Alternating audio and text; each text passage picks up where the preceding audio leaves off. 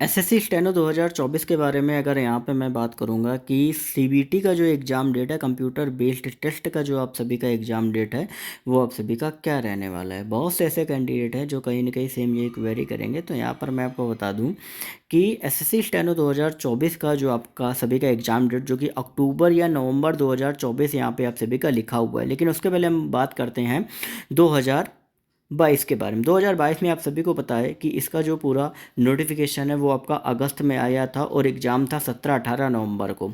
ठीक है। अब इसके बाद अगर आप देखोगे तो आपका जो 23 का जो नोटिफिकेशन था वो आपका लास्ट जो आपका डेट था वो अगस्त में था, लेकिन जुलाई में आप सभी का आ गया था। इसका एग्ज़ाम डेट था 12 और 13 अक्टूबर को।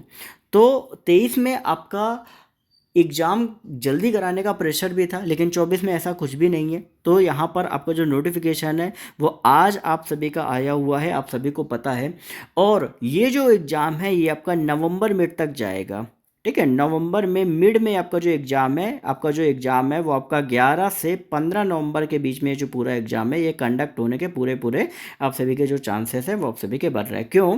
क्योंकि अभी सितंबर अक्टूबर में जो आपका मेन जो एग्ज़ाम आपका लगा हुआ है वो आपका मेन आपका सीजीएल का आपका है। ठीक है, और उसके बाद फिर आपको जो एग्ज़ाम है वो आप सभी का स्टेनो का एग्ज़ाम जो है वो आपका आएगा। अभी एमटीएस का भी नोटिफिकेशन आपको साथ साथ चल रहा है, और आपको पता है कि एमटीएस के जो एग्ज़ाम्स होते हैं वो काफ़ी दिन तक चलते हैं। सीजीएल के भी कहीं ना कहीं आपके लगभग 11-12 दिन तक चलते हैं एग्ज़ाम। ठीक है, तो ऐसे में आपका जो स्टेनो का जो एग्ज़ाम है वो आपका डिले होकर मिड नवंबर तक आपके होने के पूरे पूरे चांसेस है। तो ऐसे में अगर आप देखोगे तो आपके पास अभी भी अगस्त पूरा बचा हुआ है, सितंबर पूरा बचा हुआ है, अक्टूबर पूरा बचा हुआ है, और नवंबर का मिड आपका जो है वो कहीं ना कहीं आपके पास है। तो लगभग लगभग आप देखोगे तो आपके पास 3.5 महीने का जो आपके पास टाइम है। अगर यहाँ पे आप कैलकुलेट करोगे 105 दिन का आपके पास टाइम है। 105 दिन में आप कितना अपने आप में मेहनत कर ले जाते हो ये आपके ऊपर है।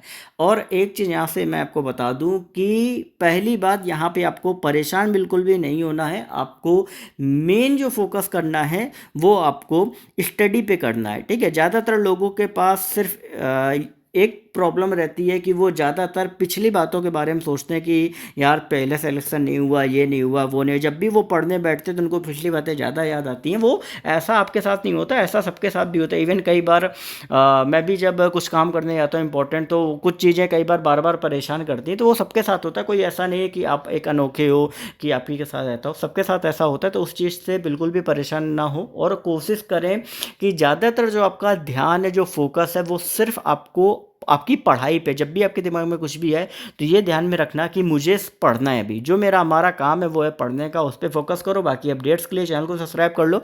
टेलीग्राम ग्रुप और आपका यूट्यूब के जो आपका कम्युनिटी पोस्ट है वो भी मैं डालता रहता हूँ। साथ ही व्हाट्सअप का जो भी आपका मैंने एक ग्रुप बनाया हुआ है, ठीक है, उसको भी आप ज्वाइन कर लो। बाकी जो भी अपडेट रहेगी मिलती रहेगी। चैनल को सब्सक्राइब करके बेल नोटिफिकेशन आइकन को ऑल पे करना।